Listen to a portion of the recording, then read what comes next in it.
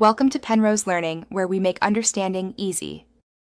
In this video, I will explain how to play Blood Orange on piano. We will begin by exploring the song's main melody, focusing on the right-hand part. Next, we will break down the foundational chord progression, which is crucial for the left hand. Then, we will delve into mastering the rhythm and timing, ensuring a smooth performance. Finally, I will share tips for expressive playing, bringing the music to life with feeling.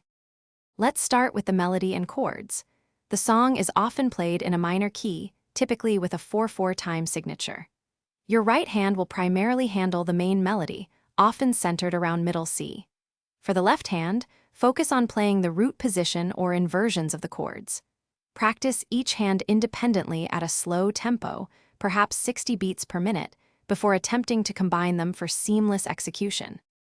Now, let's refine the rhythm and add expression. Blood Orange often features subtle syncopation, so count carefully to maintain a steady pulse.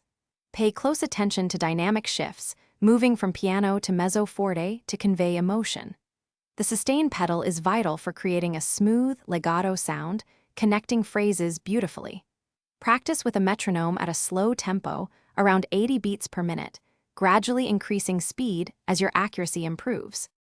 To truly master Blood Orange, consistent practice is key. Divide the piece into smaller 2 to 4 measure sections, perfecting each one before linking them. Dedicate at least 20 minutes daily to focused practice. Recording your playing can reveal subtle nuances and areas needing improvement. Remember to approach the music with joy and allow your personal interpretation to shine through, making each performance uniquely yours. Thanks for watching. If this was helpful, leave a like and consider subscribing. See you next time.